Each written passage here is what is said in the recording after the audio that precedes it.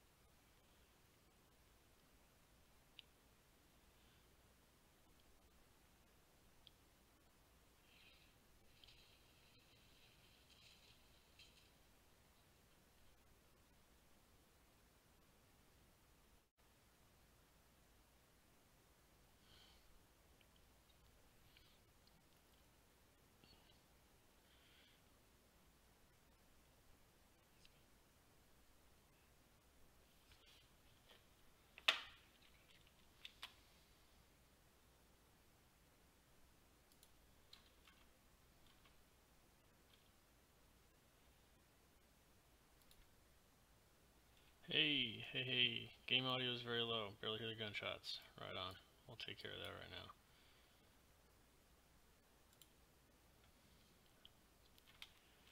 I'll work on that here. Desktop audio. Crank that up. Hey, let me know if that's any better. Does it sound a little bit better?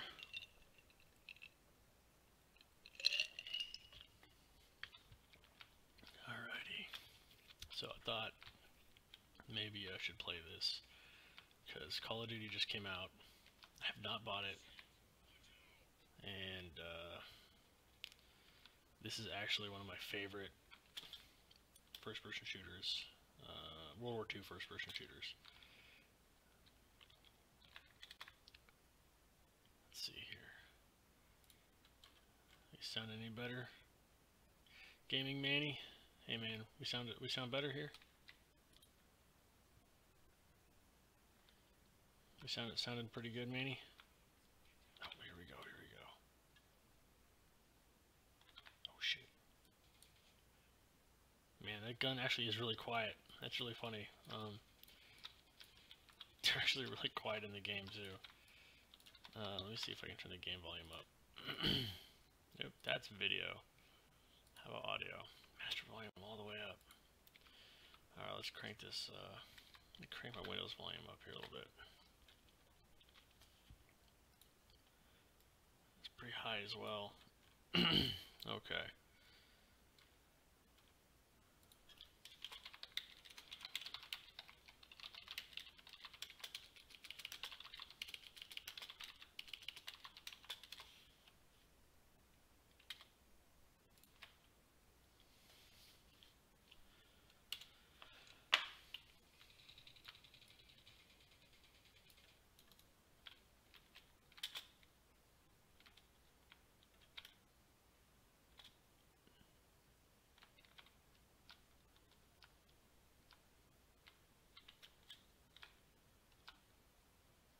Man, no shadows. No, all the lighting is baked in.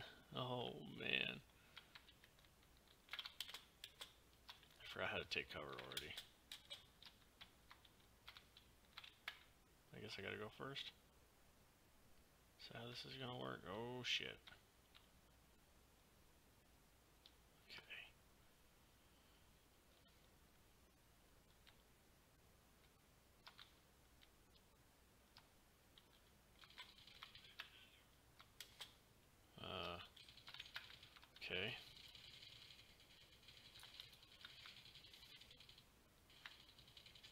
we go.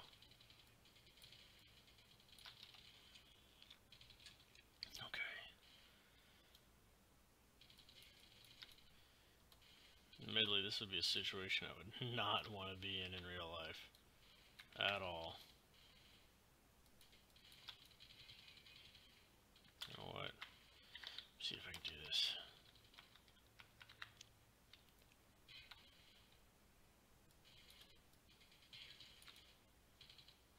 Try and force these other guys to maneuver a little bit.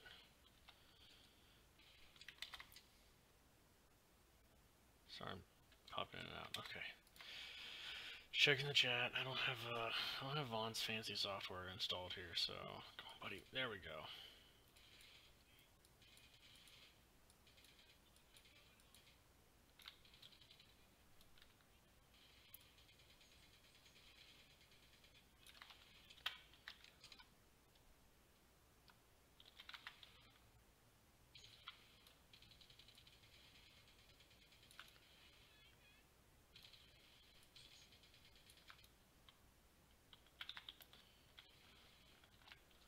Reload, pop and recover here, shoot these guys out.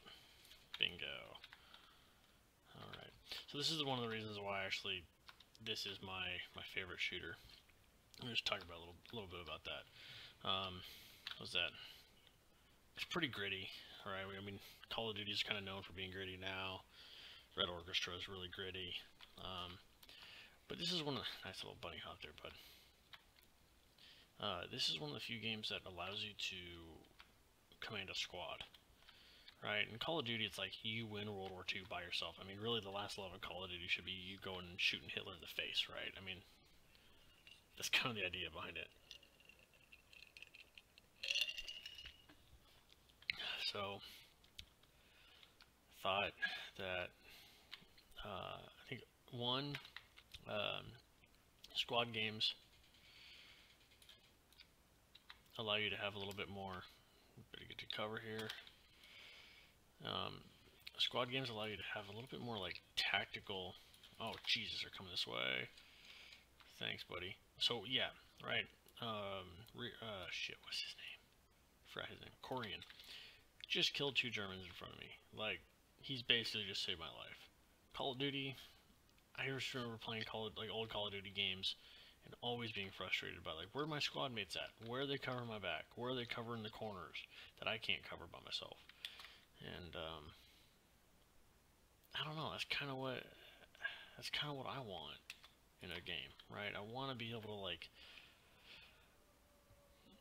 not feel like I'm just a one-man army. I mean, it's like the Army's old slogan, right? Like an army of one or whatever, right? Which, admittedly, it was supposed to be like one team, right? Like we're all on the same side. We're one cohesive unit. That was the idea behind it. But I mean, it really came off as like army of one, right? Like you're you're the hero in Call of Duty. In this game, you're not.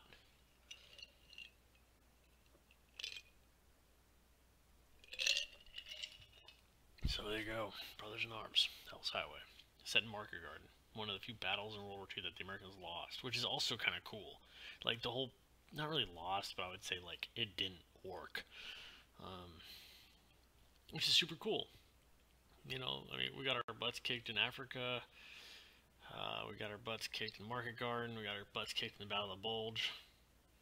The beginning of it, not a lot of people like make games about retreating or at least failing. I think this is kind of an important aspect. Like, it's not all just like Normandy and success, which admittedly, like Normandy was costly in lives, but the operation itself was a success.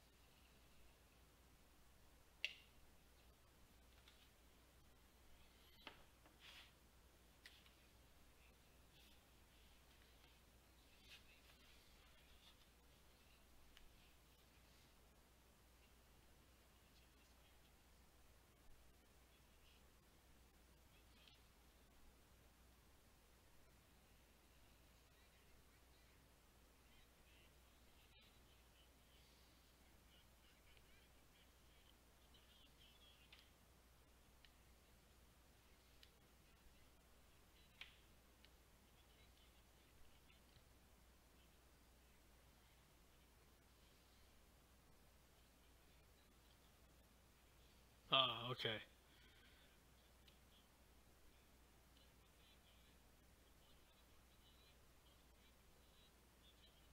You can only hear me. Still can barely hear the gunshots. Can you hear the dialogue okay, Manny?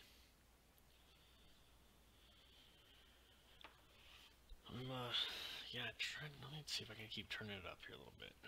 Let me pop back over to my tool, just OBS.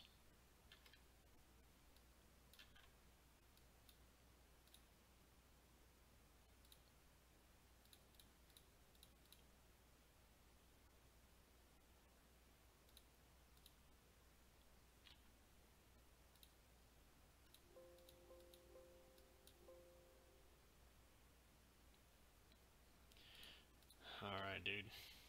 I think, that's about as loud as I can get it. Can you hear the dialogue okay? I mean, literally, it's turned up on my computer, it's turned up in the game, it's turned up in OBS. Yeah, Red! You get that pain I asked for? Which is actually really disappointing that you bring it up, because you want a war game to be loud. With Cole? You want the cacophony of combat. He made a first sergeant. To anyone else a little weirded out by that? It's like seeing your old boss or something. Cortland, Matt kept us alive through shit no one should live through. We owe him a lot. Yeah, I'm glad you agree, man. You don't want to know what I had to do to get there. You sure this is okay, Red? Goes to show, I'm not saying that you were... We all picked radio call signs. This will help us keep the yeah, oh, good. Trust the Germans with our scary zoo animals. Yeah, I'm Zebra! I'm not saying that, like, you know, you're the entire audience, but I think, like, this one time, my friend I Nathan think there's two of us here who both agree that Is it a beak? it'd be interesting to see more What was games the other one? not about Toucan. D-Day. Right? I mean, like, Hey, we played Take D-Day. your damn eyes out, man. That's what killed all right. the last round of World War II I don't games do 10, 15 speeches. years ago, right? When, That was always Mac's thing, but God, that was But tomorrow, a long we're time heading ago. into Highland and opening up a goddamn highway. So hit the mess and then get some sleep. It'll be the last we get of either for a long damn while. Too much? Okay. Alright, we'll turn it down a little bit here. Yeah, so I'm hearing it through headphones, so I can't really, and voila. Loading screen.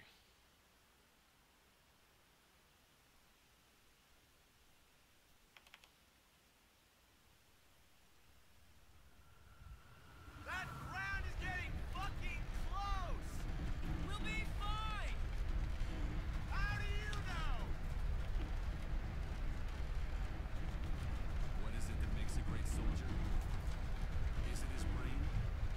Or his heart?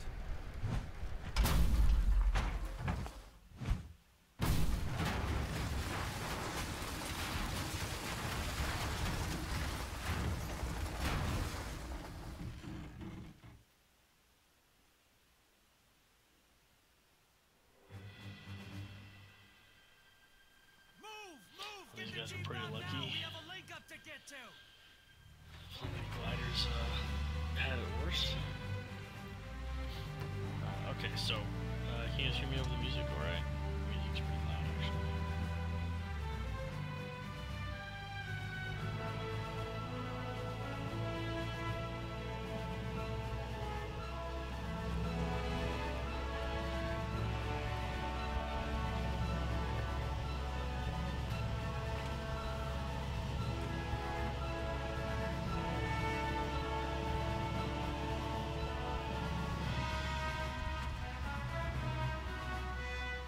Dude, totally.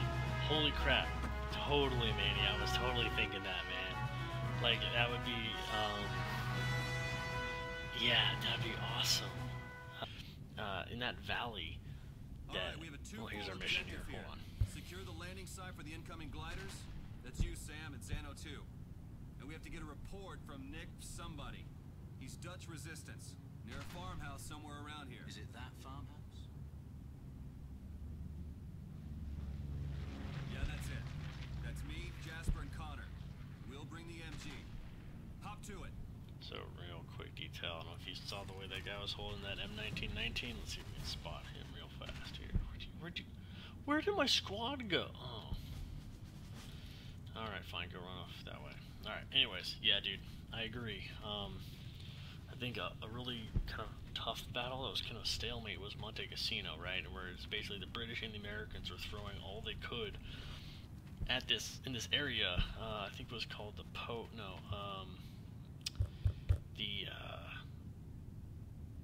oh crap, I forgot the name of the valley now.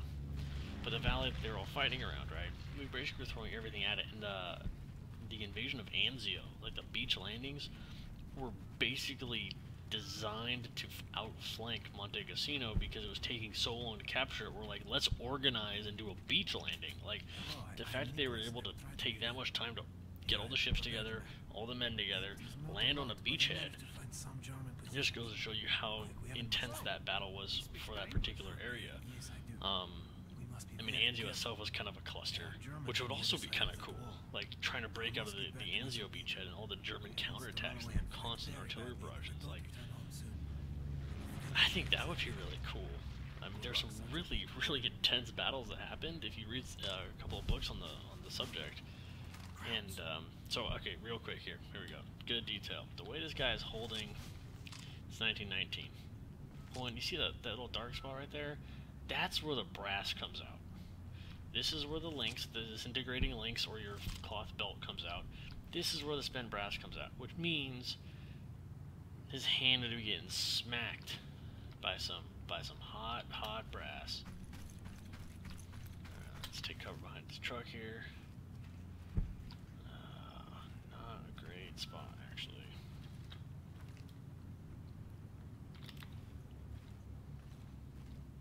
Where's the other guy? Get real close to these dudes. Just pop them. Just 1, 2, right? Oh shit, there's 3 of them?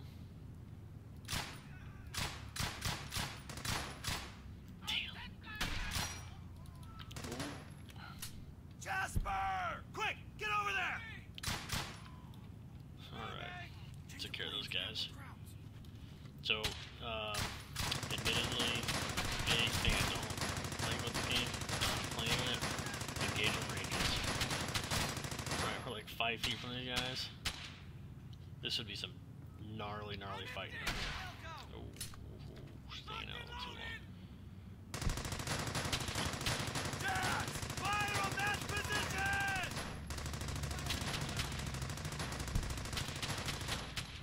Move along the wall here.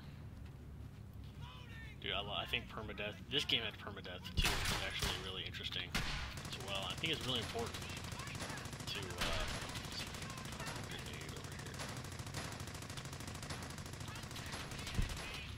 Cover! Fire in the hole!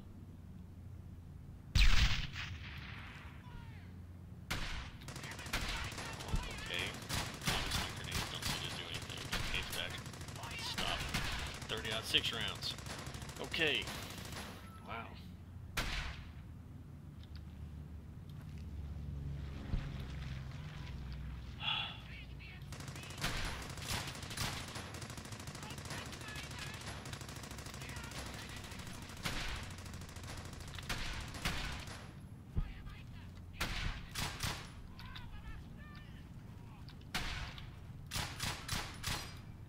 What?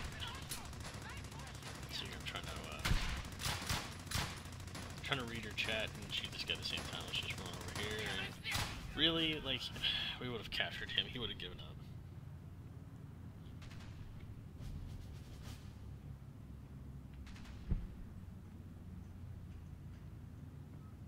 Yes.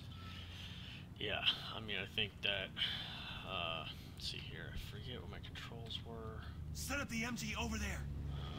Let's check that really fast. Bind inputs, cycle team, fallen E. Okay, great, cool. Stay with me.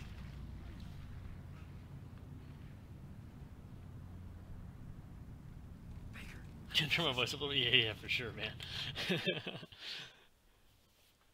Let's see here. How about I just turn the game down a little bit? And I'll do a little bit of both. Alright. Okay, game is a little quieter and I'm a little louder. Is that a little okay? Is that better? Sorry, my mic sucks. Okay, so like my headset kind of broke I don't know if I mentioned this to you guys. I think I mentioned it in a video, or we were streaming. Me and Vaughn were streaming a couple weeks ago, and I mentioned in a video that my headset broke. The band over the top, the extenders to adjust the sizing. So like I have a small head, so like I just wear them at small size anyways. But occasionally get pulled out in my backpack, and I wear them at work as well.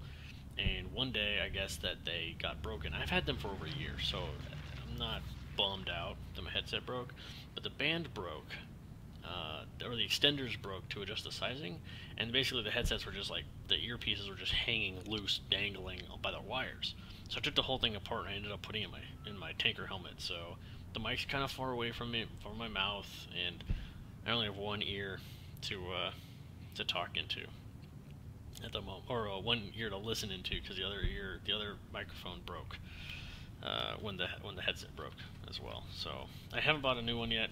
It's a little bit of laziness, and it's also a little bit of let's get Kilroy. I'm trying to look at different mics to pick, and I was thinking about getting a Razer Kraken 7.1, but I haven't quite decided yet. Let's take a peek here. One of these guys can like chill out. Give us some cover from over there. Okay. So let's see what we got going on. So,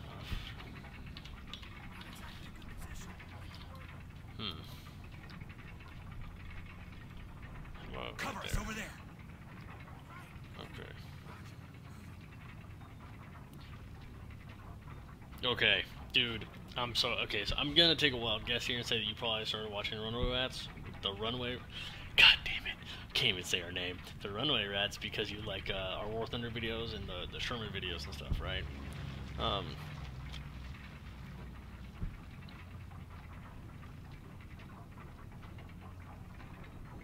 Cool, great. I'm glad to be like. Oh, I watched that movie probably 6 times in the movie. I can't remember exactly, but I was so stoked. Oh, dude. What's up, Mitch? I was just talking about Fury, bro. Yeah, man. Good, I'm glad. Yeah, it's a lot of work, so I don't have a lot of time, but, Alright. I actually got my MG team on these guys, too, while they're in the open. That's okay. I kind of wanted to start shooting at stuff, since I was talking so much. It's funny, because, like, this game's actually a lot harder to, like, talk and shoot at. Can I not take cover right here? Damn. Alright. Yeah, I think a tank game would be sick. You have a tank crew, you have to manage the tank crew. When somebody dies, you have to, like, get a newbie, and you have to, like, skill them up, and, like, kind of turn it into an RPG. Right? Where you gotta, like, level up your crew members and trying to stay alive. I think that'd be sick. Hey, thanks, man. I'm glad you popped in. Will I be seeing you at OWK this year, by the way? Thought I'd ask. Let's see, get these guys up here.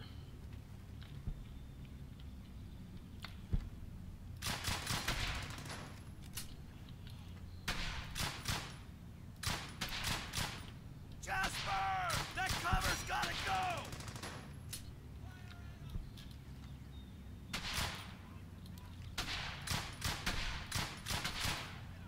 I'm also playing this on veteran. Maybe. It's a possibility. Alright. Good to hear, good to hear. Wire, man. Maybe I'll catch you over there then. But yeah, I think some sort of team. Yes, I think definitely you should be able to take his, like, you'd have a limited number of crew, right? So if somebody does die, like, somebody else would have to take his position, and it would take, ooh, man, that's some brain matter right there. And somebody would have to, set up over there. Move to that position and then move back to their old position, and, like, you know, it would take some time. Like, imagine if your loader died, for instance, right? Like, the commander would have to move over to loader's position, but then you'd lose visibility. And, which is really, really important to making sure a tank lives, right? I mean, the tank's eyes are shit. Oh, he was in the... Okay, alright, hold on. Let's go back there real quick. I'd not just check the barn to see if it was empty. Now, maybe perhaps I could have done a little more thorough search, but I thought I did a pretty good job clearing that barn. Well, at least thought it looked pretty clear.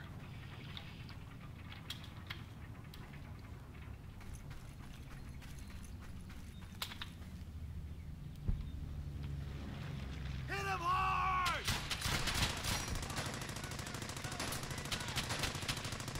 Alright, get those guys toast. Focus on these guys. Chuck a grenade out that way. Oh, I've been waiting for this! See how that goes. Okay, that would have totally wrecked those guys. He's a real grenade. That's okay.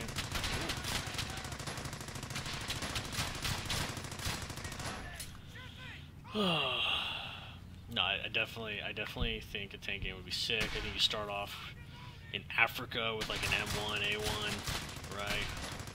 And you like go through Kasserine, and like maybe you're like just a gunner, right, in the beginning. So you kind of learn like the different systems of a tank. Your tank is blown up in Kasserine, you live, you escape. You know, they put you back into the ranks. Like maybe they take you back to the United States. They train you on how to be a tank commander, right? So like you're at like, you know, Fort Knox or something. And they train you on like all the crew aspects, right? How to level up the crew, how to move crew around inside the tank. What the hell are they shooting at? Stop shooting, guys. Like, admittedly, it's kind of frustrating. I can't shoot through a hay bale, but that's okay. Alright. And then you start off and you're jumping into Normandy, right? You're hitting the beaches like 3 days after the battle, and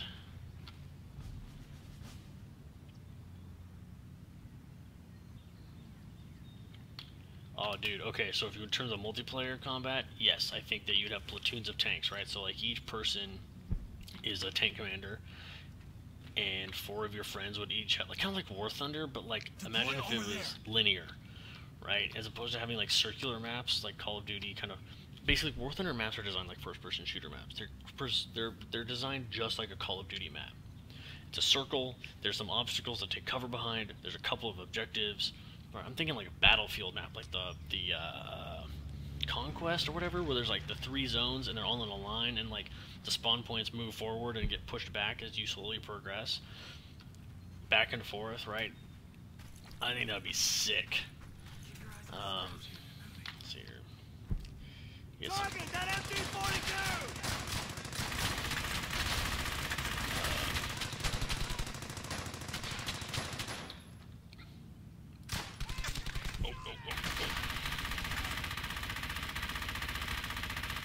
yeah, so actually, man, I think you should check out this game called, their Kickstarter just ended, but they still have a way of donating to the project on their website. It's called Hell Let Loose, and it's kind of a multiplayer squad-based shooter. It looks awesome. It's kind of like a Red Orchestra-esque. It's kind of like Red Orchestra in terms of like it's like kind of gritty realism, but it also feels like a little bit like almost like an Arma in terms of its scale, right? It's supposed to be a large scale. It's supposed to be kind of like a large scale multiplayer.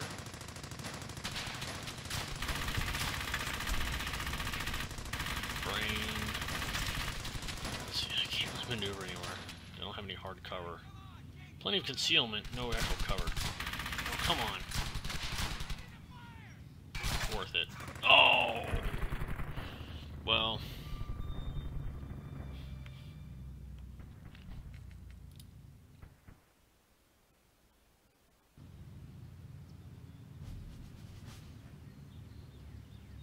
Oh. Yeah, so the DD tanks, right, the duplex drive tanks. Actually, my buddy just sent me a picture of one of those that survived D-Day, and it was like a picture of one in Belgium, which was in August.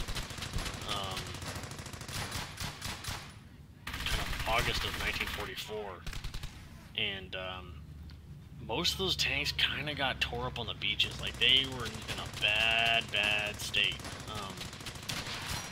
I would have not... I don't know if I'd want to play one of those. I mean, I understand your concept, right? Of, like, you're hitting the beach, you're in a tank. It's awesome, but, like, most of them sank. And if you didn't sink, you probably knocked out by, like, artillery fire or direct anti-tank fire. I actually was at Omaha Beach this summer, and I should send you guys a picture, actually. Oh, shit, I missed the guy.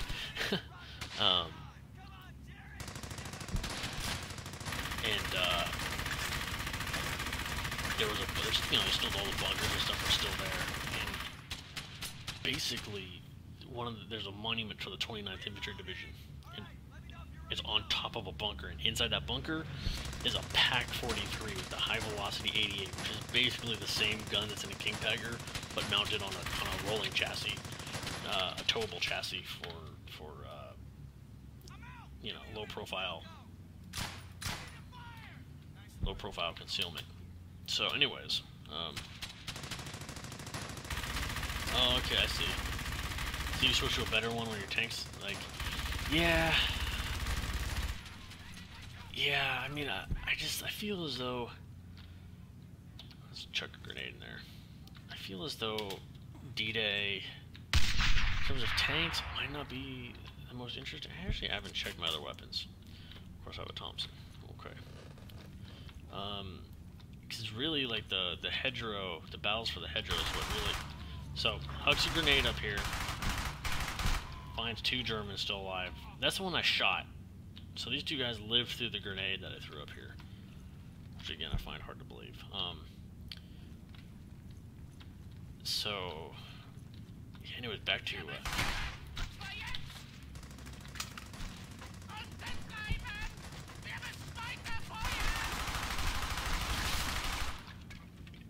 fuck those guys. So, here's a fun fact. 2nd Armored Division landed in Normandy with 76mm Shermans, and the 3rd Armored Division actually landed in Normandy with only... oh shit. Oops. With only the 75mm Shermans, right? And that... I could imagine trying to fight Normandy with those spud guns. They're great against infantry.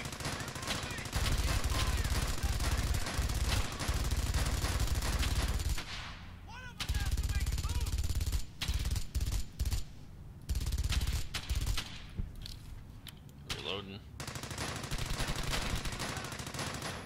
Yeah, I mean, definitely, I mean, it was definitely a, I mean, I think inherently Normandy is actually a pretty boring battle. Like, if you were trying to play Normandy from an RTS standpoint, like, it's really just a bunch of guys that are pinned down on the beach that are slowly trying to not be pinned down anymore.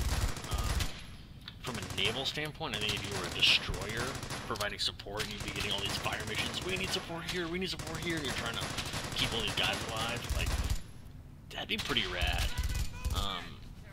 But beyond that, I think, you know, I guess it's like, it is kind of fun when you're on the beaches. You gotta run up the beaches and take cover and do all that stuff. Check out those paratroopers right there.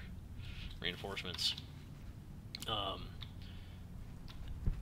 just think there's more like dynamic battles, I mean, that happen, especially when you're talking about like the Battle of the Bacage, right, and the breakout of Normandy, which I believe is the level in Call of Duty. That battle is so kind of gruesome and intense, and I mean, it's literally like just button heads, right? I mean, there's no sweeping victories, there's no drives across open fields, right? I mean, it was like in the hedgerows, just slugging it out with the Germans at 150 yards or less, with tanks and infantry and machine guns and flamethrowers and all that stuff.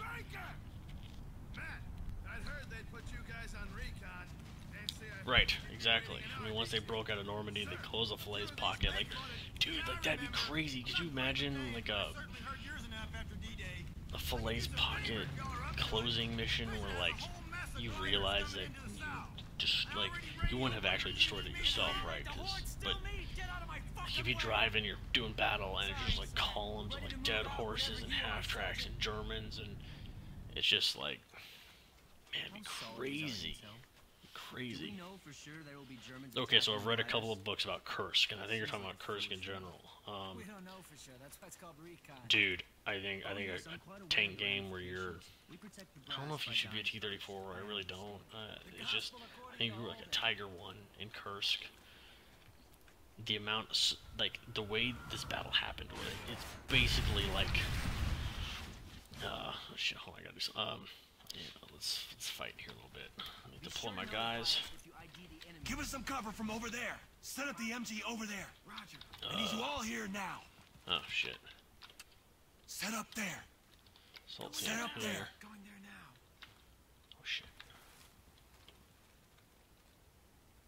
Let's give them all we got. Give up already.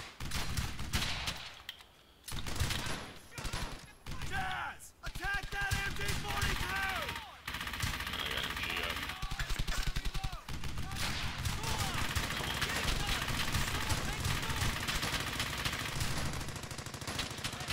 See if we can make this cover here. Basically these guys were fighting so hard, right, that they were going days without sleeping. Right, so you imagine you're sleeping inside of your tank's breaking down. Like, I mean, it's you know the stress that these guys were under, so they had to do their missions constantly, like every day. Like you're trying to maintain your tank, you're trying to not die, you're trying to push forward, then the Russians counterattack, you get pushed back to where you left off. Then you gotta hold the line all night, and the next morning, rinse and repeat. Like, yeah, no, exactly, dude. Like, I mean, literally, it felt like there was just no end to it. There was some Tigers that got, you know, kills in the 20s just at Kursk, right? I mean, like, that's insane. But these crews were, like, exhausted, and, maintenance on a tank is not something that's easy.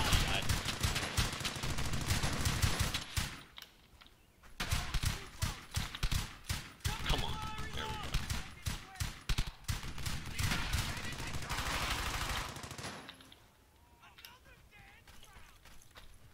Quick, get over there. Move it! Shadow! Move it!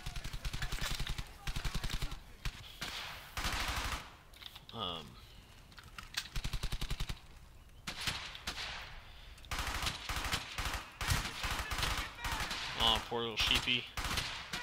It's now wigging out. Okay, so random detail about things that die.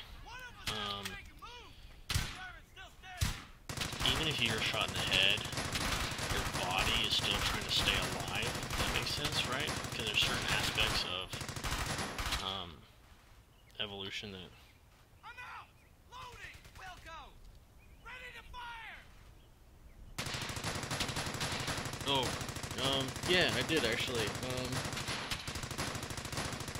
I was just talking about how exhausted the German tank crews were because they would get 20 kills in a day sometimes, right? And then they'd have to, in the morning, they'd go and they'd try to counterattack and regain the ground they had lost. And there would be more Russian tanks. And the fact that the Russians realized that, oh, also the maintenance crews are working 48-hour or 24-hour days too. Like everybody, by the end of the battle, I honestly feel like the Germans were literally just, like, they died from exhaustion, right? I mean, there was the Battle of Prokhorovka, which was basically where the Germans were like, hey, we're going to attack this town, and the Russians are like, hey, we're going to attack the German lines at the same time, and it just turned into this, like, I mean, that's the battle where the Russians were ramming their T-34s into Panzers, because they knew they could knock out the Panzers at the cost of damaging their T-34, and it was worth it, right? I mean, when you're at that level of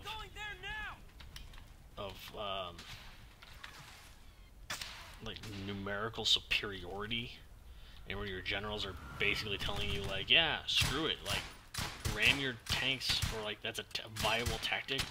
When destroying your vehicles a viable tactic to defeat the enemy, like that is insane. I mean, that's basically your livelihood. Like, I mean, your tank is like your home, right? It's your livelihood. It's what keeps you alive in battle. And not only that, but during the Battle of Prokhorovka, the Russians knew that they didn't have enough gas to fight all day.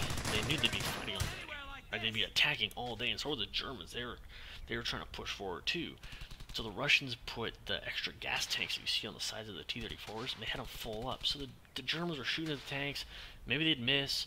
Maybe some artillery would set them off the machine gun bullets, the tracers. They would set the gas tanks on fire. Like, they were like, oh my god, these Russian tanks are just Roman candles. Like, and they would get 20 kills a day. Like, I don't know, just the sheer scale of that to me is incredible. And actually, it was, I'm not sure exactly the number, but I want to say it was something similar, like a 10-to-1 loss ratio. That the, come on, that the Russians had. It might have been more than that, but there's definitely a number somewhere that I could pull up. Chatter. Possible targets ahead. Ah, shit, back here. Go, go, go! Pick it up. Moving. Suppress those crowds! Hang it on the crowd! Come on, gun them down, boys. Roger that. Now keep them occupied. Good. That guy too. Let's blow them away! Cover me! I'm reloading! Hooah! Get it done! Hua was not a term used in World War II. That's a purely modern term. By the way, fun fact. Over there, quick! We gotta get moving. Let's go. Moving double time. Quick, set up over there.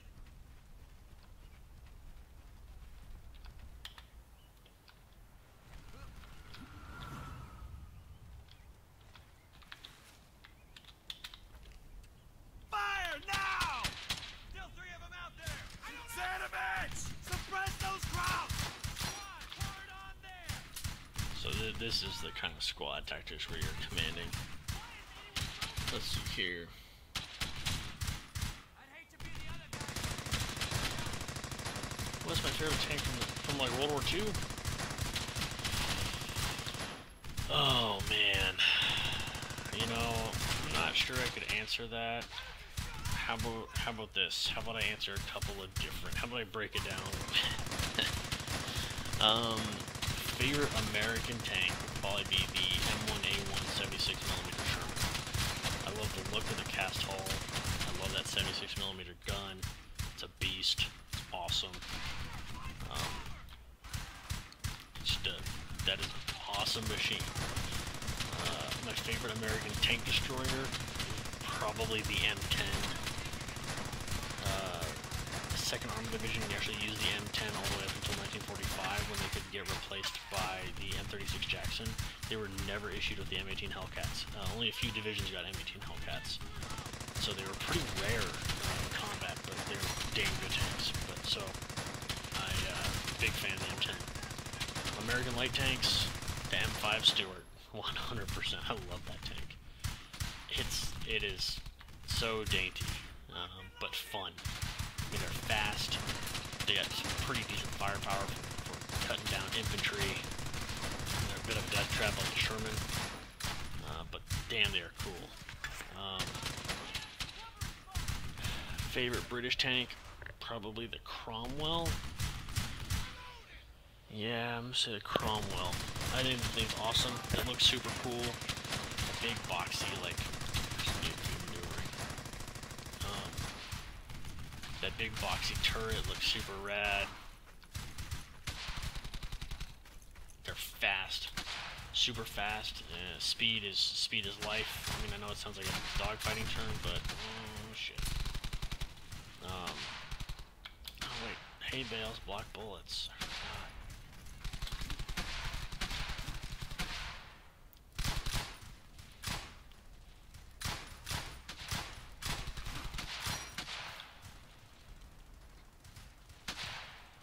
Game audio. Alright, what'd you miss? Oh shit. Fuck.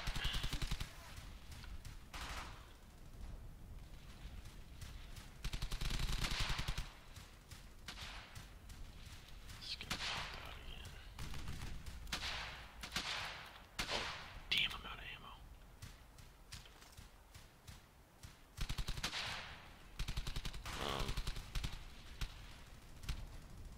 Yeah. Yeah, the Sherman's got the look. Oh shit. No. Go back there. Yeah, the Sherman's got the look.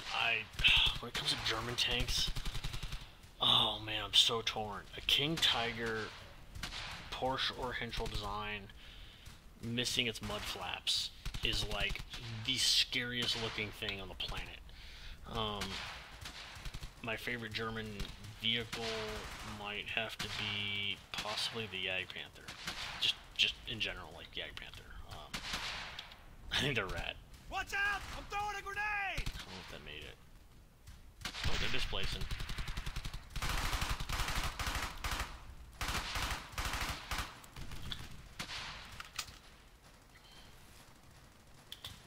Alright, see if I can gun this guy down here.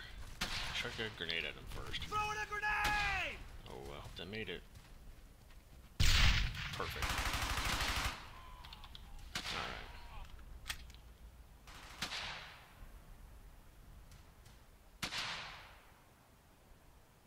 Oh, is it my Thompson or that 30 cal that's going off? Grenade! Out!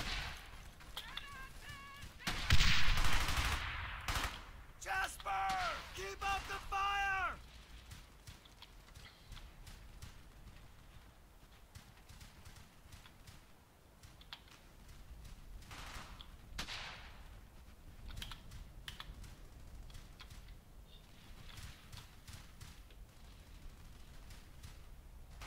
Zano! Go!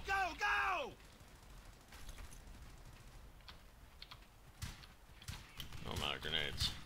Bingo. Good job, guys. Alright. Yeah, sorry about that machine gun. The machine gun is pretty loud. Yeah, so the Jagdpanther is probably my favorite German tank. King Tigers with the thing. Panzer IVs look dope, especially like the G's and the J's. I like the look of those. Sturmgeschützes, oh my god, Sturmgeschützes are rad. They're funky little weird tank destroyers.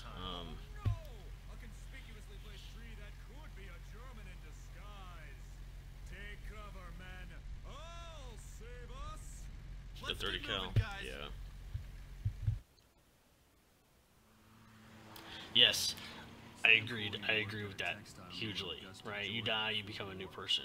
I agree. That would be really interesting. Especially in a I think it'd be kind of cool because it'd be like a little bit like Dark Souls, right? Where you have to like do like the same missions or whatever over again, but because you died, like your squad had to fall back, and then like you're the replacement. Yeah, like the beginning. Okay, so I'm gonna be honest. I was super disappointed with the very beginning of Battlefield 1. I was expecting like the whistle to blow, everybody gets up out of the trenches, you're running across the barbed wire, and like your buddies are dying, you die, and you become somebody else, and you just keep running across, and then you die, and you become somebody else, and you just keep running. Like it should have been enough times where in the very beginning of the game you're playing it and you're just thinking like, what the fuck am I doing? Why am I running across this open field getting shot at every time? And it wasn't quite that. It was a little bit more dynamic and fun in quotation marks, which is okay, I guess, but I really wanted you to feel just like, this sucks. I kind of wanted you to have that moment, right? Yeah, I do. I agree. The concept was really good. Your goal is red. Roger. Once we make it to the bridge, Sync shouldn't be too far behind. Let's move.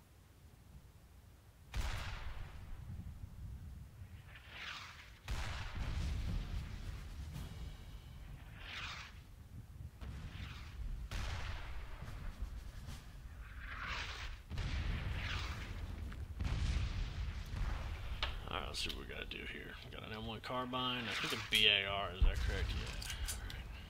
And the 45. Okay. I'd like to see that concept continued on. Definitely into other games. Dude, right, yeah, exactly. You're running, your buddies, like, maybe it starts off right, the cutscenes, like, you're sitting there, like, the guy next to you gives you a cigarette, the guy on the other side of you is like, hey, look at my, like, oh, look at my little damsel, or, like, whatever, like, look at my fair maiden, how sweet she is. And, you know, it's like some like cute little girl, like in the photo, and like in a little locket or whatever that he's got around his neck, and like, I mean, it's super cheesy, but like it totally sets up like these guys' lives. Like everybody has something important to them. Everybody has a dream. Everybody, like, they're all human, right? I mean, like your friends. Everybody has a life and has somebody that cares for them. Well, mostly everybody, right? And yeah, dude, you become a new soldier, like, fuck, that would be so metal.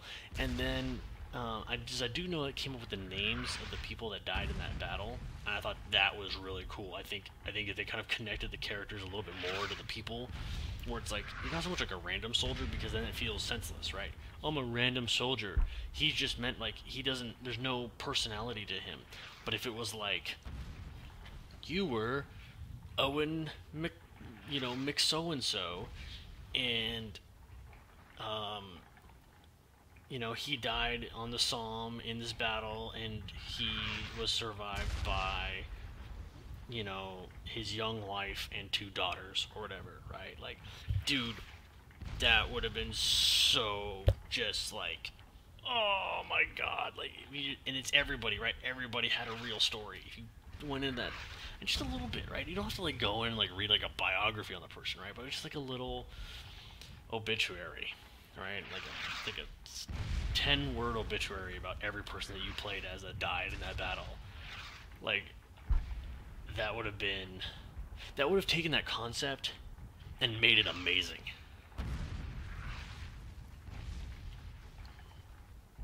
Right, yeah, totally.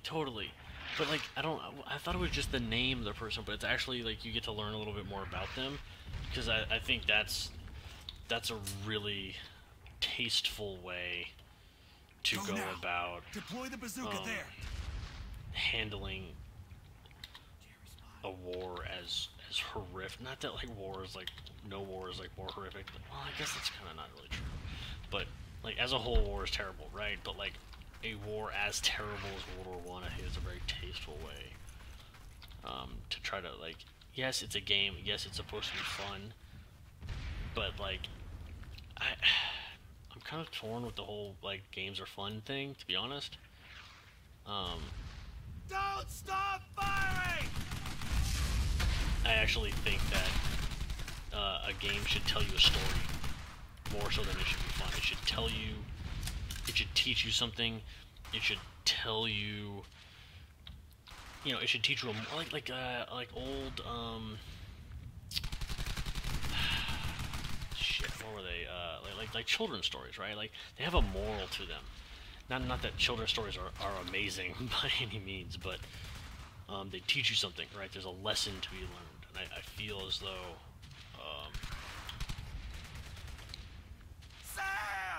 sometimes games can kind of lose what's important about that, and they kind of get caught up in that. We need to make a game that's fun, and, like, yes, Battlefield is a mass market game, right? I mean, that was a game that was supposed to hit that did hit millions and millions of people, and cost millions and millions of dollars to make, and that made millions of dollars, right? I mean, that's what Battlefield is, which I'm okay with.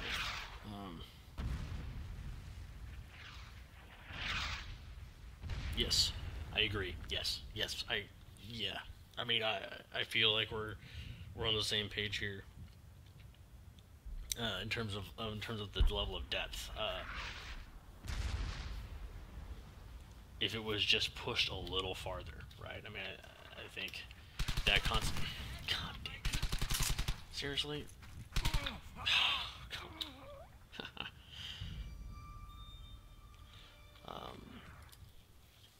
Yeah, I mean, I think it's a good story. I think that would be kind of cool. It's even to do just in the campaign in general, right? Like, it would be hard to do in something like this where you're supposed to be playing as a person of some authority. I mean, officers and squad leaders tended to die a lot. Get the bazooka out over there. Because they also tended to be the guys who were leading in the front, meaning that they were the first ones to get hit. So it makes sense to me that was the reality of it. I mean, I believe I forget exactly what the number was, but I think the average infantry captain was like 22 or 23 years old, something like that. Right, it's held back for the sake of fun. And I feel as though some things Fire on that position! don't need to be held back for the sake of fun. Like, I think somebody would be able to play 5 minutes of like this horrific introduction to Battlefield for the sake of understanding the concept, right? Like, of pushing that brutality home. That I think would be. Oh, fuck these guys. Fire in the hole! That's a hand grenade.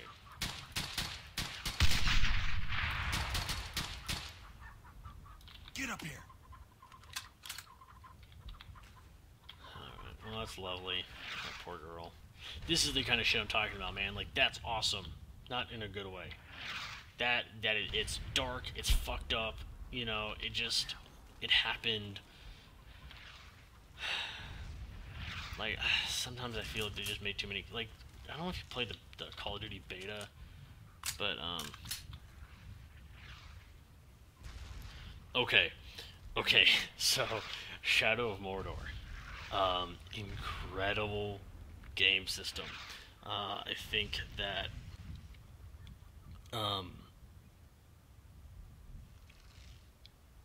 yes, I think a captain died. Like, let's say you are a captain, right, and you die, and you're a replacement, right? All of your men maybe don't like you at first, right? Like, there's some sort of like, maybe they're a little bit.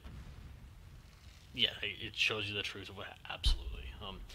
Maybe they don't like you very much, right? And simply for the sake of like, you're the new guy. Like, why do we respect you? Right? The other captain earned their respect by keeping them alive. And you're some new scrub that you don't know anything about them, you don't care about them, you have no investment in these men, right? Yeah, exactly, dude. I think that could be kind of an interesting system. And the same would kind of go for like the enemy. Like, imagine if you're playing, like if the campaign is of a small scope, let's say the Battle of the Bulge, for instance, right? And you're counterattacking, or you know what? No, let's go back to Normandy. Yeah, let's take it to Normandy. You're in the hedges, right?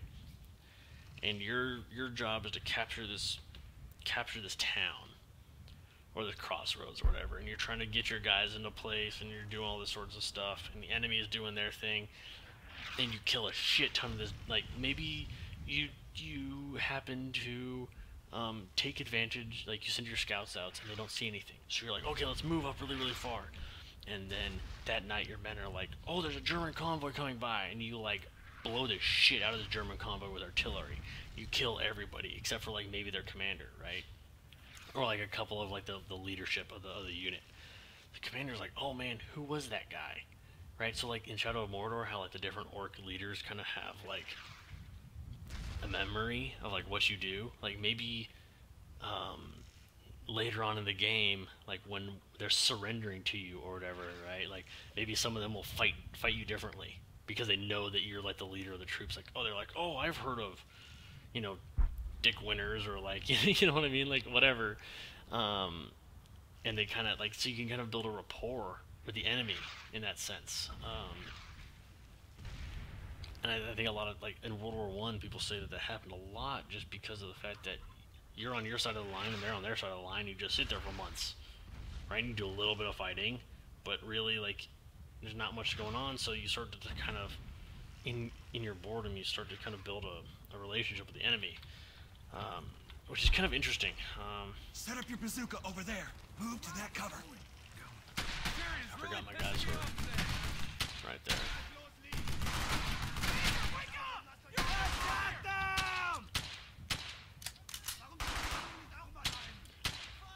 Oh yeah, like, so, like, maybe, right, maybe if you respect, like, you become known as the guy that takes prisoners instead of executing Germans, right? So, like, maybe the Germans are more likely to surrender when you get them in a bad situation, like this particular one, right? Like, these guys, why are you fighting me from a barn? Like, my bullets are gonna go through this barn. My guys have a bazooka, like,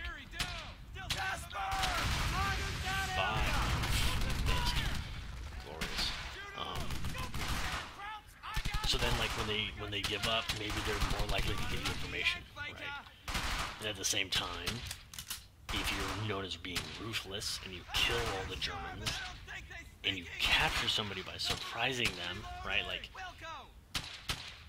if I were to say, let's just say, like, if I were to run over here, right? I'm gonna run over here, and my guys are all fighting, and they don't know I'm over here because they're suppressed. And I run over here, and these guys, right? Like, maybe I surprise these guys, and they surrendered instead of me just totally gunning them down. And I'm known as being, like, the guy that executes Germans because Germans are evil, right? Maybe they're also more likely to give me information because they're scared to death that I'm gonna kill them, right? Like, that could be also a feature. Yeah, and they're like, maybe they're more likely to retreat if you're known as you're known for killing them, so they retreat faster and you gain more ground, but then at the same time, like, they can counterattack harder, right? It's just a way to balance it for game's sake, which, like, don't get me wrong, like, I'm very much into realisms of things, but I also understand, like, some, like, game concept and, like, game design, and that, like, that's just a perfect balance, right? They retreat faster, but they hit back harder, but that's just something that you as a commander and the choices that you make in combat dictate, right? That would be sick. That would be sick. That's such a good idea, dude.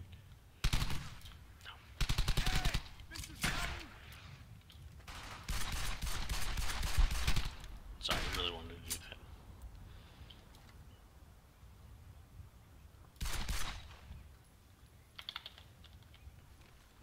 Oh, shit. Oh, come on.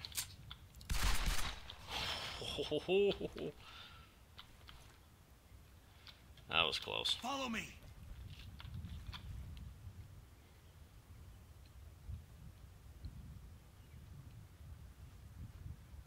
Right. Yeah. Yeah, exactly. Like, you surprise them. It's like those guys would have, some of those guys probably would have surrendered, like, given the circumstances. Yeah, that was a close call, dude. Yeah, I think that could make some really interesting dynamic gameplay. I think that could be really cool. And I think so many people are caught up in doing, like, the war game, like...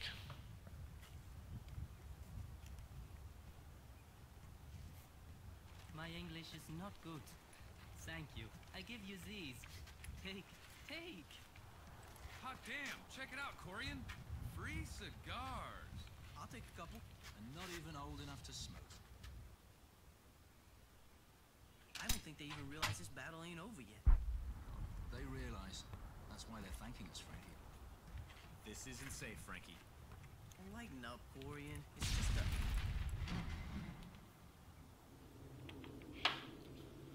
See, like this guy, right? I'm the evil German. Oh, poor guy.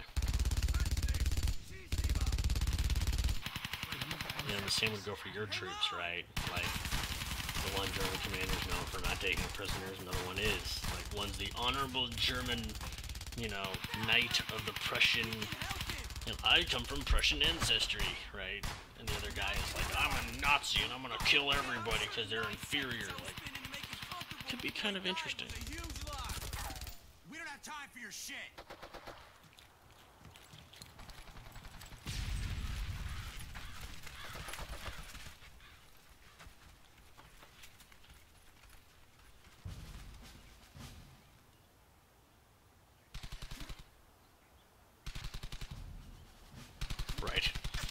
Exactly. Exactly. You know where I'm going with this. I agree. Corian! Move fast! Head there now. Moving out. Zuka team. Zuka team. Let's go!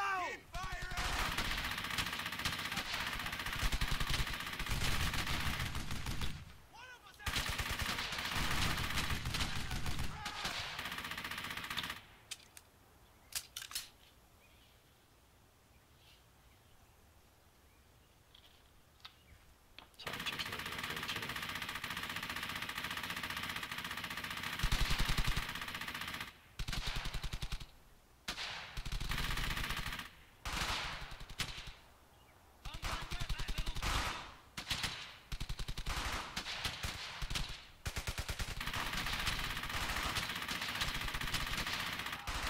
Alright. Most of my guys are doing okay there. Let's stick together! Let's give the Zuka team Rally on that me! task. That guy that task, and let's hold these guys down.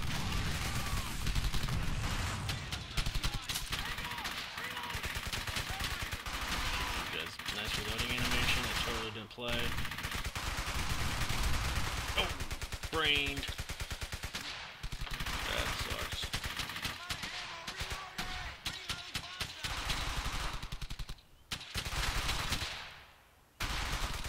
You know, Manny, I'm gonna be honest, dude. I have like a 40-page Google Doc that outlines exactly the kind of infantry tactical tank game that I want to make. And it's a big fat Google Doc, dude.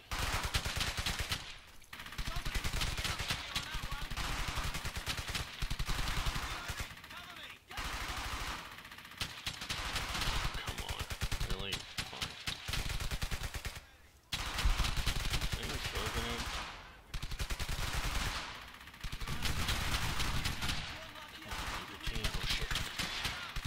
Jasper!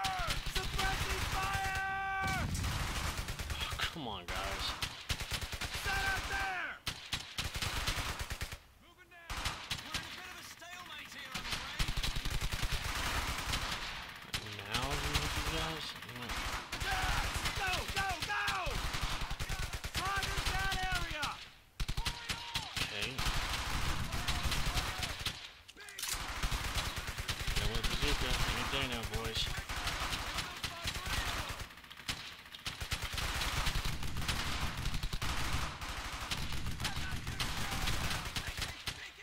Jasper!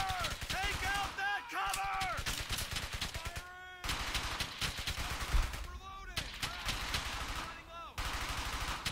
You gonna shoot or what? Jesus Christ.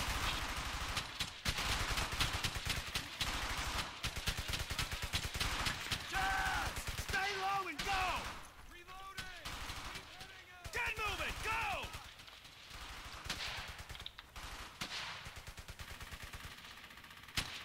Where the hell are they going? Jasper!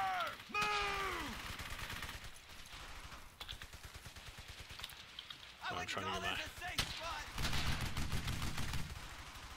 get my teams.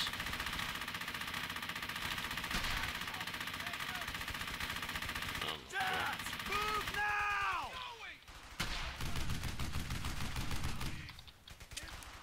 Surrender. Alright, like, come on.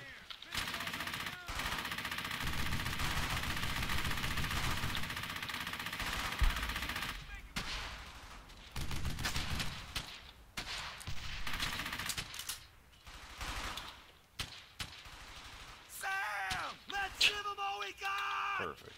Nice. Let's see here. I'm trying to catch up on the chat.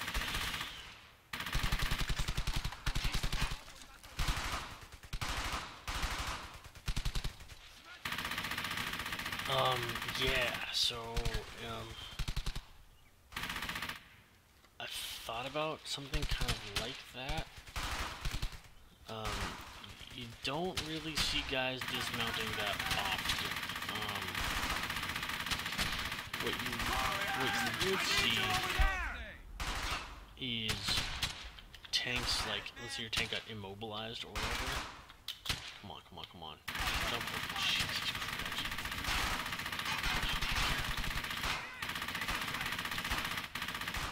Jasper! That way! Double time!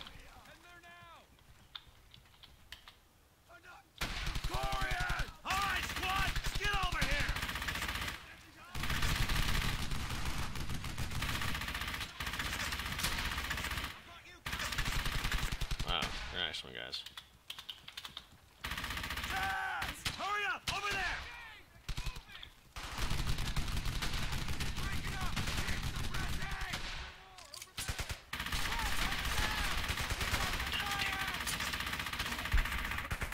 That was interesting. Yeah. So like when the tanks get hit and you can bail out and your crew's on the ground. So I was actually thinking about that. Sorry, my train of thought got totally fucked. Yeah, so like you would basically you'd have to defend your tank and then you'd have to repair your tank. It'd be kind of a cool thing, personally.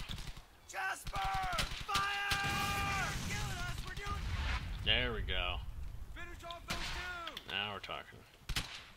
We're in business. Move it! Fired on those crowds! I want every one of those crowds dead!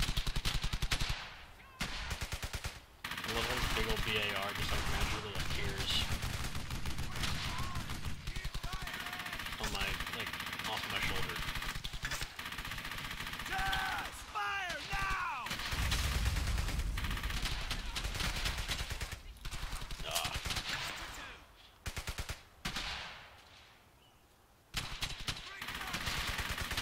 Right, so like, also, I think that what happens if your tank gets stuck in the mud or like you in a ditch or something, right?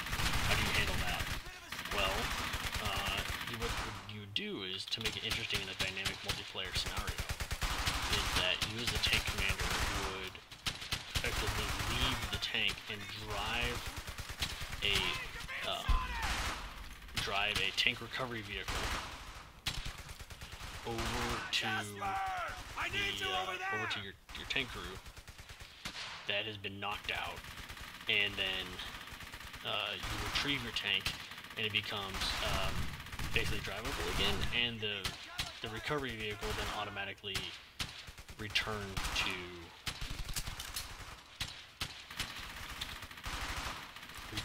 its Sam! Set up there! return to the base. Jazz! Suppress those crowds! World War II movies. There's 3 of them at that position!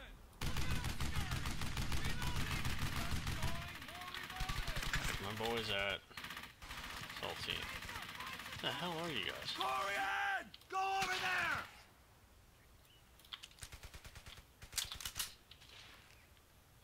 Jazz! Go over there!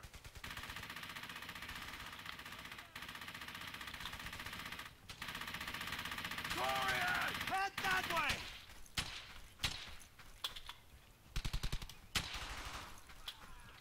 Jasper! Head that way! Oh shit, I lost a guy. Fuck. Jesus, I love a good feeling about this!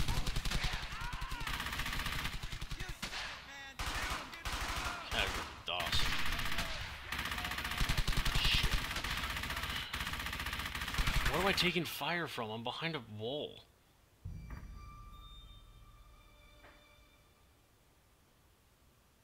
Yes, exactly. And you have the option to, so basically also the same would happen if you're an infantry unit, right? Let's say you have to like dig in and defend like a crossroad, right? And you're like, here, defend this crossroad. You get your guys set up, you tell them to dig their foxholes, etc., etc. They're fighting all day, back and forth, you know, maybe nothing too intense, but like enough, you start to burn through ammo, and you're like, wow, all my men are like orange for ammo. They need ammo. So how do you solve that problem, right? Well, perhaps... Jazz! Fire on that position! Perhaps you drive a is that a triple kill, double kill? No. Perhaps you drive an ammo truck up to the position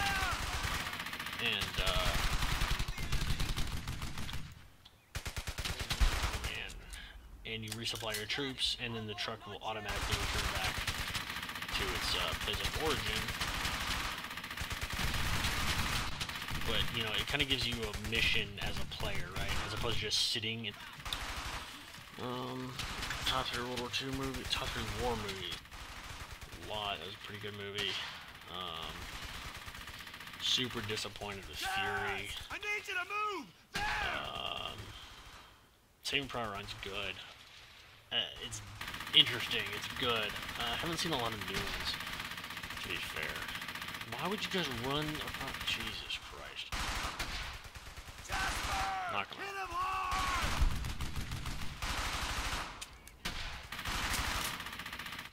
Bazooka. Any day now, boys.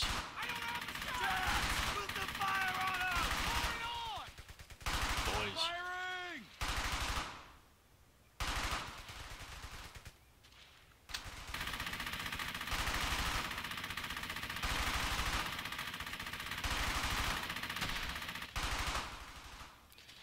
Right, so like, because of the supply line, so this is something that most games give it. Guys, come on, dudes, shoot the bazooka. Most games ignore supply lines, right?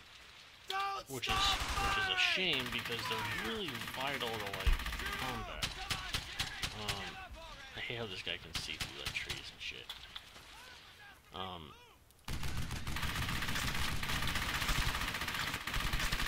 So like if you were to say like capture enemy supply line. Yeah, right. God, bazooka team. Yeah, we're just gonna chill.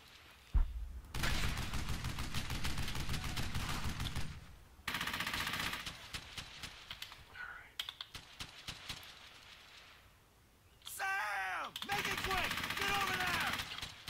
Get off the wall, off the wall. Jasper! Quick! Get over there!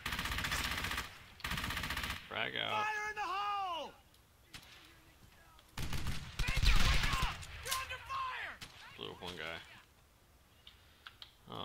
Yeah, so I think supply lines would be some sort of like, what the driving logistics would be kind of an interesting aspect, and the fact that logistics trucks should be captured for ammunition and ammunition points. Some kind of point scoring system based on that would be really interesting. Kind of just increasing the dynamics of the combat field where it's not correct. Cause I really like, was it like 6 soldiers or something are needed to supply, to keep one soldier in the front line supplied and in combat? It's like, it's a lot. Yeah, right. Guy wants to go to the moon. We don't need more moon Nazis, thank you very much. Somebody better make a move! One of us has to make a move! Chill. Jazz! Face the fight! I'm not empty! Yeah, boys. Well done. Stay on me. In position!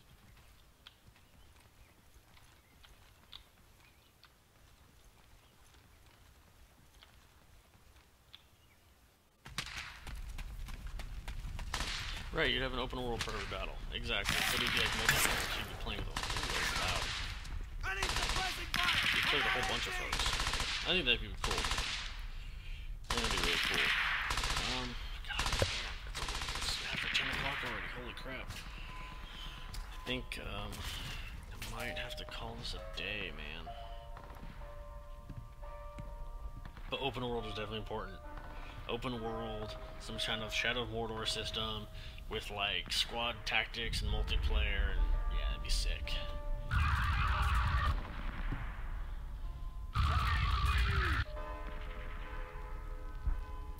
I think a game that also dealt with PTSD would be really interesting. Kind of like how this game does. Like, this game is definitely about PTSD. But I think it could definitely be an interesting concept. I think it's important. Like, games are like movies now, you know, like they're allowed to be able to talk about touchy subjects that are currently affecting people and make it relatable. I'm not saying like you have to make it a fun game. I think that there's a game called like Hellblade or something, and it's like kind of like this chick.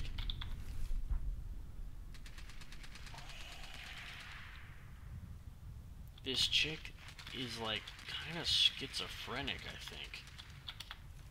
And they, oh shit.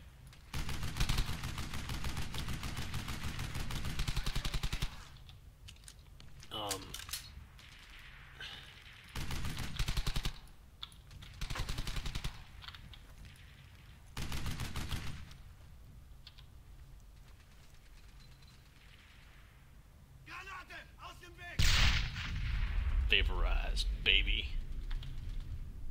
Oh shit.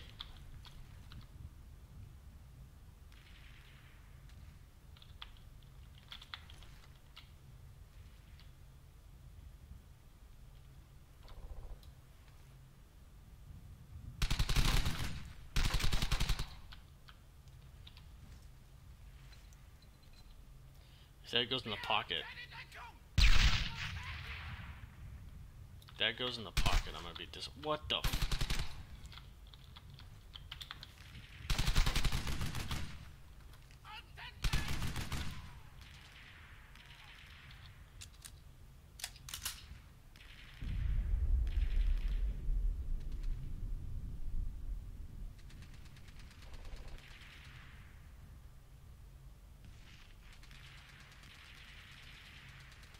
Right. Right. Much how Saving Private Ryan didn't try to hold anything back to really show. So, actually, the Army, the VA, the Veterans Association, they actually opened a hotline after Saving Private Ryan came out for veterans to call in about post-traumatic stress, because the first 15 minutes of that movie, they thought it was so intense and so much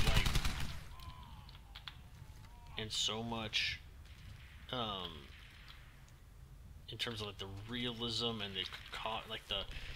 the feel of combat that that they opened up this hotline for veterans to call in, right? So, and again, like, I mean, I think you do have to like kind of play a balance, right? Where yes, games should be fun, but I feel like the game could be educational and like make it more than just like, you know, Mario Brothers with machine guns, right? Like,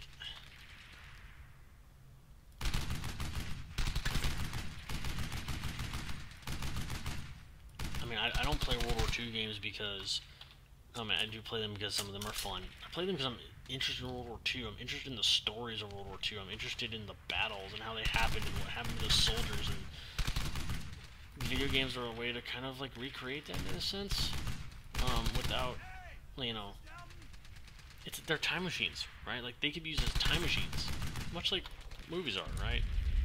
Period movies give you a sense of period books. They give you a little inkling of life back whenever they were set, medieval times, the Civil War, whatever. Like, it's an education tool. It doesn't have to be blatantly like, you know, what was the caliber of the, you know, M1919 machine gun? Like, that's not, like, that's what I'm talking about, right? Yes. You nailed it. Yeah, I'm sitting here, like, rambling, and you just, like, write a sentence, and you're like, yeah, that's pretty much it. Yeah. Yeah. Should be done in a way that is tasteful and respectful to what happened. Too bad I can't use these med kits, huh? I just don't really need to, but...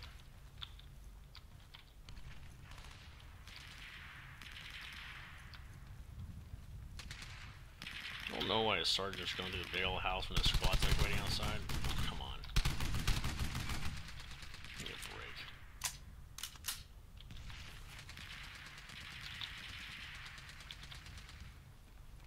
Also, why are you going to the house with a BAR?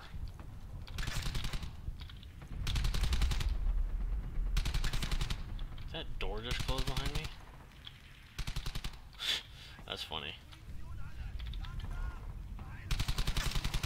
I was shooting before I was even here.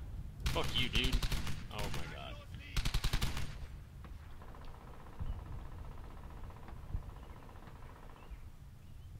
I dare you. I dare you. You know what?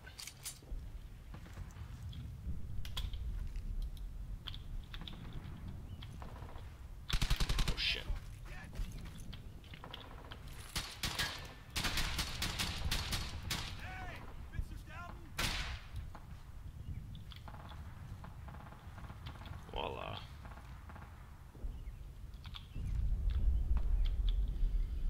Don't you think a Thompson would be better? Like, I'd rather have a Thompson in an urban combat.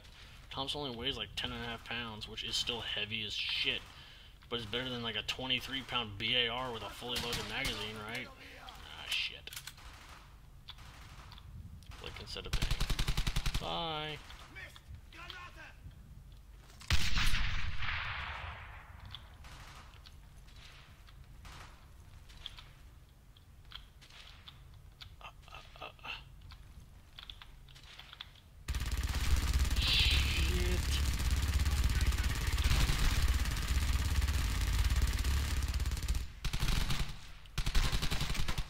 Also without a helmet on.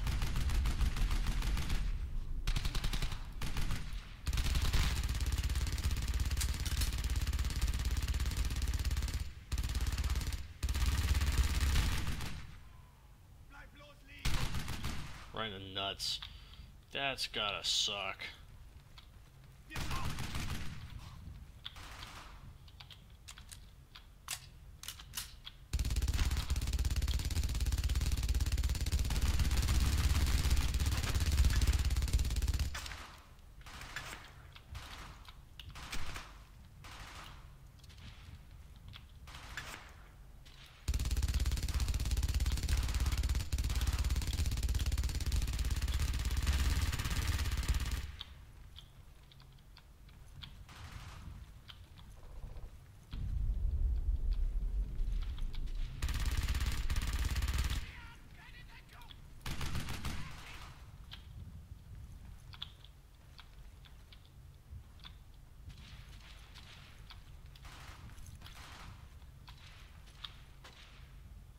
Yeah, dude, I definitely agree.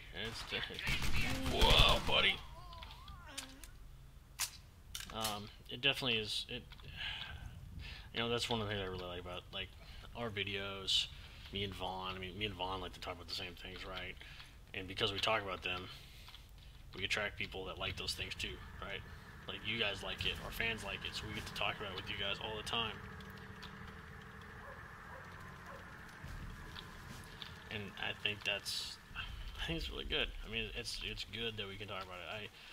I do World War II reenacting. I've mentioned it in a couple of shit. Get moving, guys. I've mentioned it in a couple of videos, and that's where I was actually in Europe.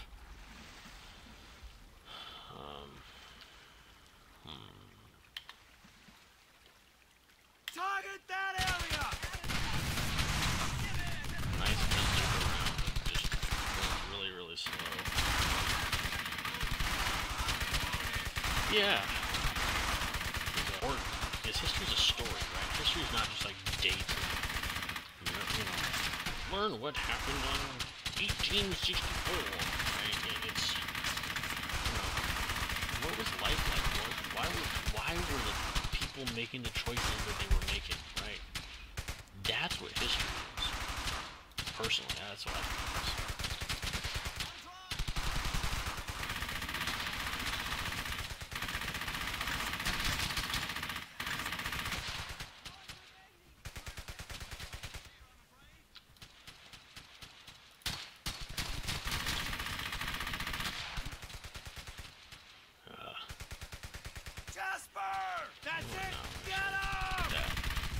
That'll work. That'll do.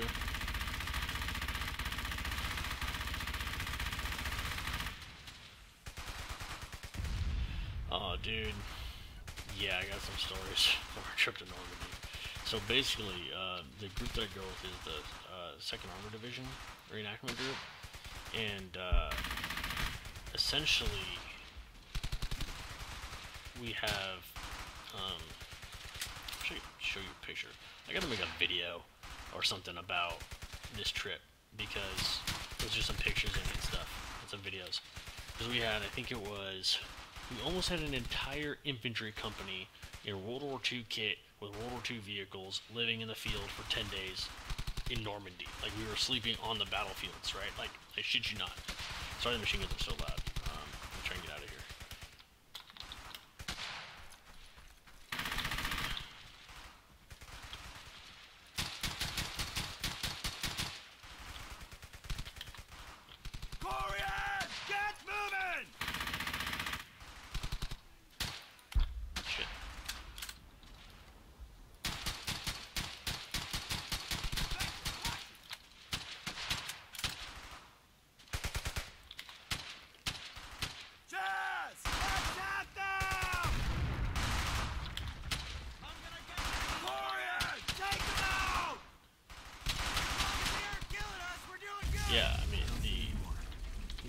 together.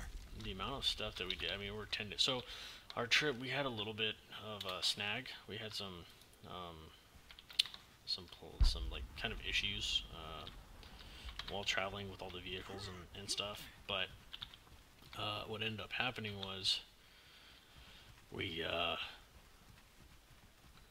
ended up doing a memorial service at the cemetery at Omaha Beach, the one that's in Saving Private Ryan, with 200 guys marching into the ceremony, marching into the cemetery in formation, laying a wreath at the Tomb of the Unknown Soldier in front of all the graves there, playing taps with 200 guys, like in World War II kit. Like, and a lot of the guys are in the military or were in the military, right? So it's not like it's like a bunch of like dudes who are like, I want to pretend I was in the army. Like, these are dudes that were in the army or are in the army, and a bunch of other guys who are just really interested in the history of it. And dude, like, it was super, super emotional. It was so hard to like not get choked up. It was amazing. I'm getting chills talking about it right now. Oh my god, it was incredible. But I mean, that's the thing, is like to be able to do that, and like you're standing on like, dude, it just gives me the heebie-jeebies, dude. I can't. Set up there!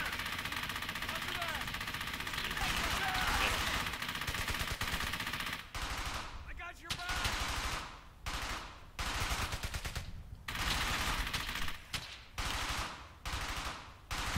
Sam! I need some friendly fire! On that MG!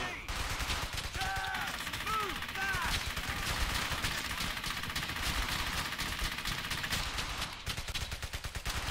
German MG down! Oh, alright, cool. MG down then. Perfect. Just the way I like it. Hit him. Jasper! Corian! Move to that position! Keep up the fire! Stuff. You guys hit the telephone pole. Really? Yeah, hit the telephone pole? Oh, crap.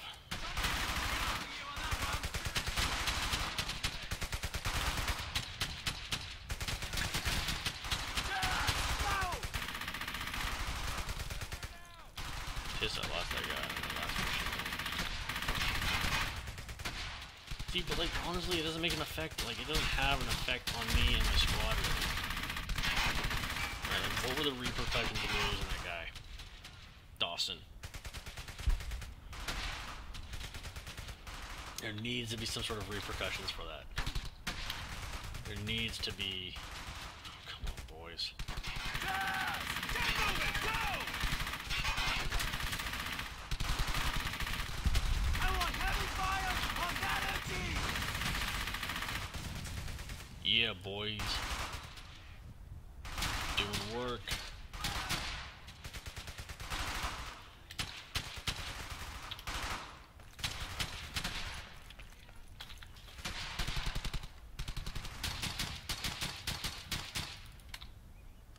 I don't like how my helmet got shot off and now I haven't gotten it back yet. Except the house wasn't really like all that intense. Rally on me. Not sure why. Oh shit. Set up over there.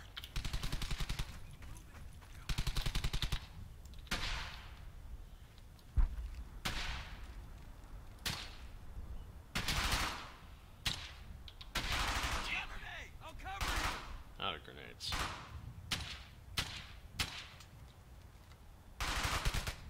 I'm not too sure, but I don't think I'm speaking! I'm in! Someone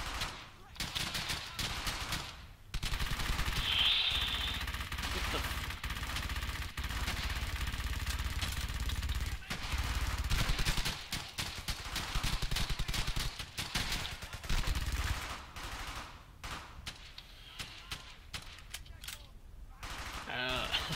Did I like Call of Duty World War II? I have not bought it.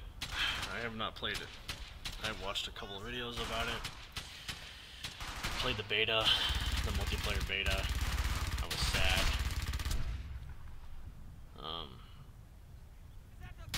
Because of red dot sites, and decided I'm not gonna waste my time.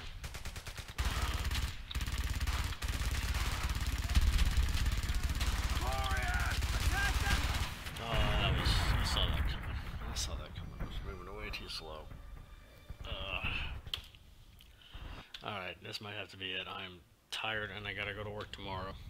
So, yeah, I think this is gonna be it for me today. So on that note, I have not played Call of Duty World War II. Honestly, the last Call of Duty that I bought and paid for and played extensively was Call of Duty 2. Not Call of Duty, like, Modern Warfare 2. Call of Duty 2. Like, after the first one. That was the last one that I played. And I honestly feel, holy shit, awesome. But, I mean, you're on the coast of Pointe du Hoc, you're in the deserts of North Africa, you're defending Moscow. Like, these are battles that nobody talks about. And they're super interesting. And then you're doing Hill 400. Hill 400? Yeah, I think it's Hill 400 in Germany or Luxembourg that the Rangers attacked at the end of Call of Duty 2 before you cross the Rhine, like that big hill with the radar station on top of it. Went there too. There's still shell craters and there's a house built on a bunker. And I went to the church that you have to attack right before you get up the hill. That church is actually there with I mean, oh my god, it was incredible. That game, like, it felt like, to me, when I was playing it and knowing the history behind it and having been to the battlefields that you're on, it felt like that, man. Like, that game felt like it. And I just feel like every Call of Duty afterwards, you're just getting so caught up in, like, being Call of Duty. Right? Like,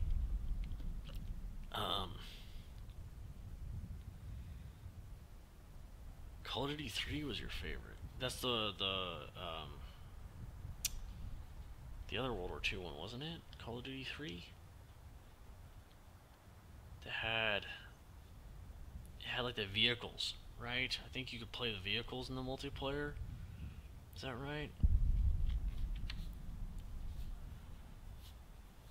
I'm gonna keep playing through this mission since we're talking about this still.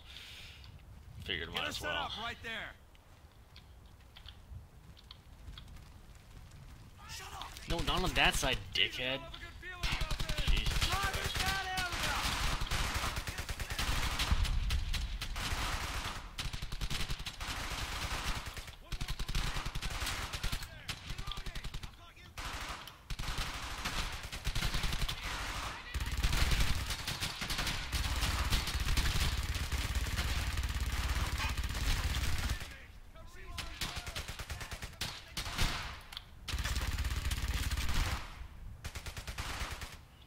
Did it? What kind of battles did Call of Duty 3? I might have to go pick Call of Duty 3 up if it's on Steam for cheap. Because I'm curious now. I almost thought about buying Call of Duty 2 again because I don't know where my discs are. Like, cannot remember where I put it, basically. You need the bazooka there. Get over there. So I was thinking about getting Call of Duty 2. Oh shit, the truck's driving off. Hit the truck! Wait, didn't Dawson just die in the last one? Dawson, where are you at? Right here. And I lost Cortland too. So he's not even dead. Where's Cortland at? Oh, he's right here. His helmet's over there. He's not looking so good. Interesting. It's kind of weird. On me, guys. I'm in position. Oh shit.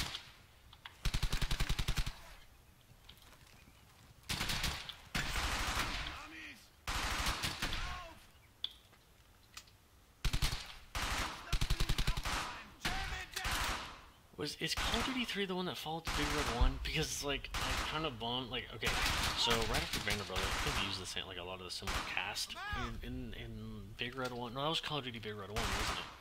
Because, like, that was kind of cool, and when I found out that they were doing the Big Red 1 again, I was a little bummed out. I mean, not Big Red 1 isn't worthy of the attention, because, like, they are the first, like, infantry division in the army. Like, that's pretty, it's kind of a big deal. There's plenty of other divisions that were in all of these major battles that did a lot of crazy shit in the war. Again, I would not be terribly opposed to, Get the bazooka over there. Like hell, but I can go on. Sam! Stay low and go! I would not be terribly opposed to a game kind of focusing on like specialty units. A la like in terms of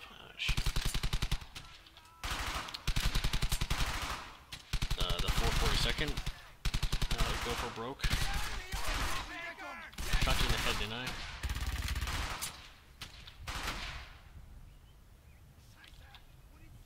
Corian! I need you all here now! Set up there! Roger, heading there now.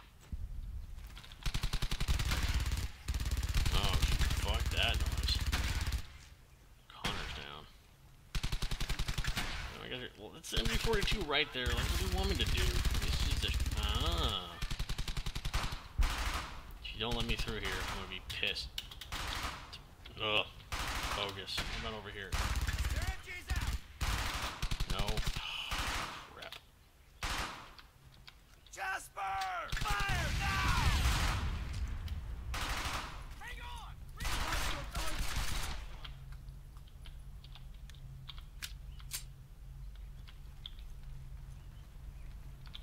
Titan formation. I'm here. Now what? Actually, the Battle of Brest would be sick. Oh man, that'd be so cool. Alright, I'm gonna have to, I gotta end this, because we're gonna talk about this forever. Dude, Manny, follow us on Facebook, dude. Keep this conversation going on Facebook. Post on our page. The link is in the description, and I'll get back to you, and we can keep talking about this, because I would love to. I think it's cool. I mean, I know we don't do a lot of videos. We don't stream that often. Me and Vaughn are both super busy with life, kind of. But we want to get on when we can, and Facebook's a great way to keep the conversation going, dude. I'm gonna look up that battle. I have not heard of it, actually. Definitely want to check it out, but I think the Fortress Brest. So actually, the Rangers that took Fortress Brest, there's a story about that. I'm gonna tell the story, and we'll call it a night. But they actually captured a German officer at a bunker that was basically, it's like a bunker like complex, right? So there's like little outlying bunkers, like little nest bunkers on the outsides that or like outpost bunkers, right? And then there's like the main bunker of the Fortress Brest in the town of Brest, where the submarine base was. And the Rangers captured one of these bunkers, and they captured the German officer. And he spoke fluent English. He was a college-educated officer, really, like, very gentlemanly, very German in the kind of honorable, like, professional soldier sense, right? And one of the Americans was like, I'm sure you can find the story online too. One of the American leaders, is a captain, I think. It's like, you're gonna help us break into this base, right? Into this bunker. And this is totally like a Call of Duty mission too. This is why, like, I don't know why they haven't done it yet. It's like a no-brainer to me. They sneak into the thing by basically pretending, the German guy was basically pretending that the American was the prisoner, which is hilarious. Like this, I'm pretty sure that's how that happened, right? So they get in like that, and he goes to the base commandant, like the head of the entire operation, right? Some like major colonel general guy or something, right? I mean, he's this really high-ranking guy. And the general laughs. He's like, you know, the American says, you know, you're gonna surrender this base to me. The general's like, what are you talking about? You're one guy surrounded by Germans in the middle of a bunker complex. Like, what are you gonna do? Right? And I'm fairly certain that the American takes a grenade, pulls the pin, keeps the spoon closed, right? So it doesn't actually, it's timed. Puts it in between the guy's legs, like, you know, in his crotch. And he says, fine, then sound the alarm, because if I'm gonna die, then we're both gonna die. Something along those lines, right? And the German guy's like, oh, okay, fine, and surrendered the entire base. And the guy puts the pin back in the grenade, and voila, we capture Fortress Brest. I